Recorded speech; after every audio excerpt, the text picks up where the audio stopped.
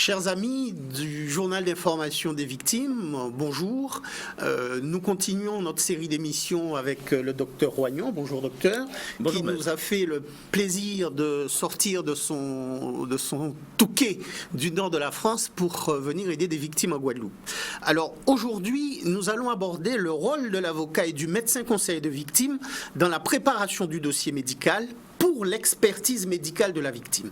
Alors, vous savez, c'est un moment très important, l'expertise médicale, puisque c'est le moment où, avec un expert désigné par le tribunal, un expert judiciaire, médecin, que l'avocat, le médecin conseil de la victime, l'avocat de la partie adverse, la compagnie d'assurance, et le médecin conseil de la partie adverse ou de la compagnie d'assurance vont se réunir dans une salle, dans un cabinet médical, pour dire dans quel état se trouve la victime et pour préciser l'ensemble des séquelles gardées par cette victime et fixer les préjudices pour pouvoir arriver à un rapport qui va permettre l'indemnisation de cette victime.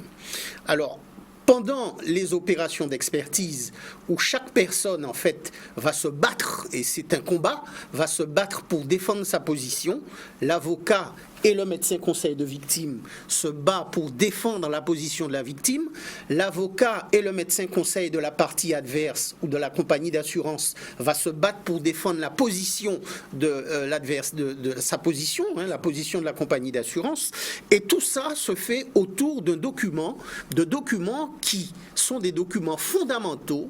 Tout ça se fait au moyen d'un élément sans lequel l'expertise ne peut avoir lieu.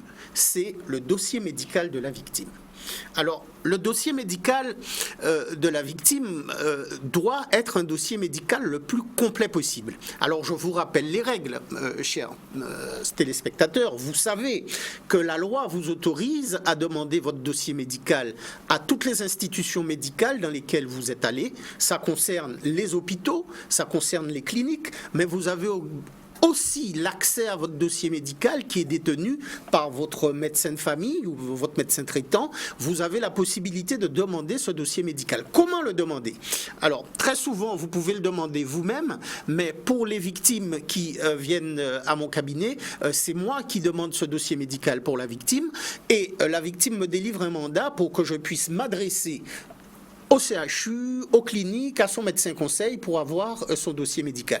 C'est une lettre recommandée que j'adresse où je rappelle à l'institution à laquelle je m'adresse qu'elle a un délai de 8 jours pour me transmettre le dossier médical de la victime pour que je puisse donc avoir accès à tous les éléments de ce dossier médical. Alors, docteur Roignon, nous savons que ce délai qui est fixé par la loi a 8 jours pour obtenir le dossier médical. Est-ce que dans votre pratique professionnelle, vous constatez que ces 8 jours sont respectés?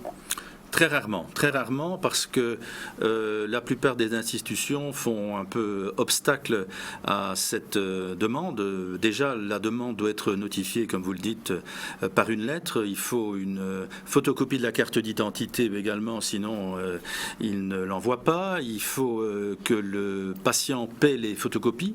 Donc en fait, il y a beaucoup d'obstacles et souvent on arrive à l'expertise avec un manque de documents. Certains ont été envoyés.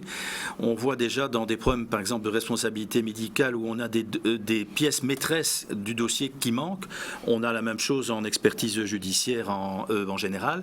Mais tout ça pour vous dire que c'est très difficile d'avoir un dossier complet. Alors, qu'est-ce qu'un dossier complet? C'est un dossier qui commence le jour de l'accident et qui se poursuit jusqu'au moment où on voit le patient jusqu'au jour de l'expertise.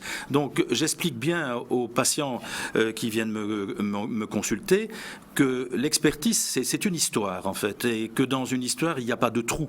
Ce qui veut dire que depuis le jour de l'accident jusqu'à l'expertise, il ne faut pas qu'on ait des périodes de 6 mois sans aucun document. Alors, ces documents, comment les avoir ? Par les rapports d'hospitalisation, par les rapports d'intervention, mais également par tous les intervenants.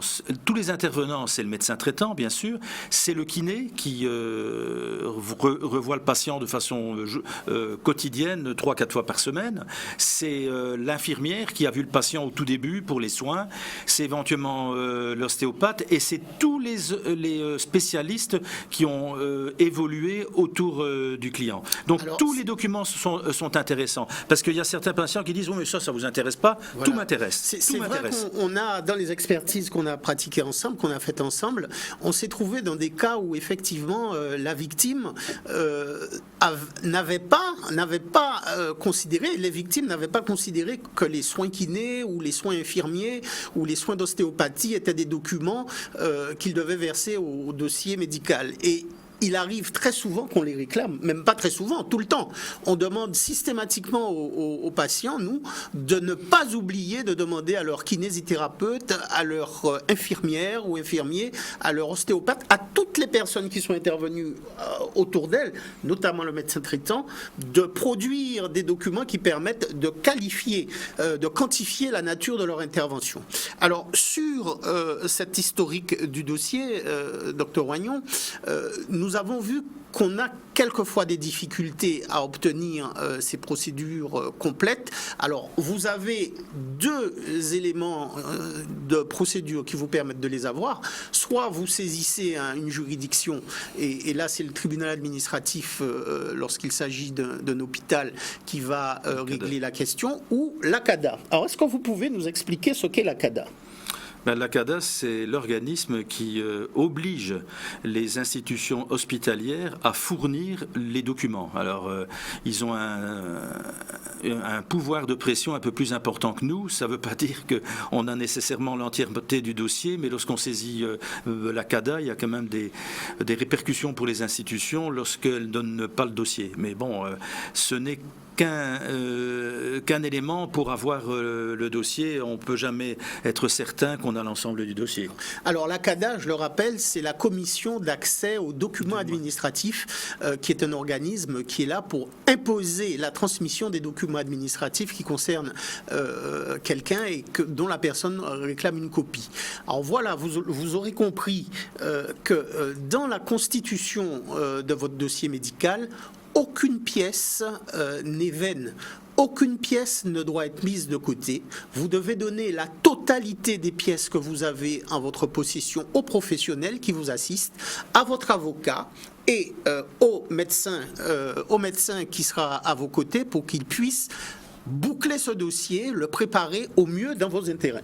Alors moi, lorsque je vois les gens donc en consultation pré-expertise, à la fin de la consultation, je leur fais une liste dont je garde un double d'ailleurs pour bien savoir ce qui manque.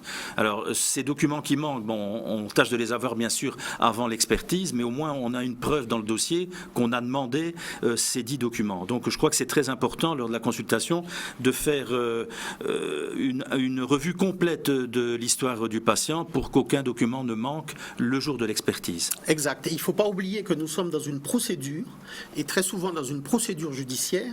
Ça veut dire que c'est à la victime de rapporter la preuve de ce qu'elle dit. Donc cette preuve qui doit être rapportée, c'est une preuve qui doit être rapportée matériellement par les documents médicaux que la victime va produire. Alors, nous sommes donc dans un combat en matière d'expertise, chacun voulant faire triompher sa position. Et vous savez bien, comme le dit notre fameux proverbe français, créole, Dr Roignon, que Ravet et pas ni raison, d'ouvant poule. Alors, ravet, pas ni raison, d'ouvant poule, c'est sur ces mots-là que nous allons vous quitter. Et vous savez ce que veut dire ce proverbe qui a été un petit peu écorché par le docteur Roignon, c'est que, en fait, pour faire prévaloir vos droits, il faut mettre la totalité de vos moyens devant vous pour que vous ayez la chance, la plus grande chance possible de triompher. Ne soyez pas le ravet de l'histoire et ne soyez pas non plus ceux qui n'auront pas accès à une indemnisation correcte parce que leur dossier médical ne sera pas complet. Je vous remercie de nous avoir écoutés. Merci.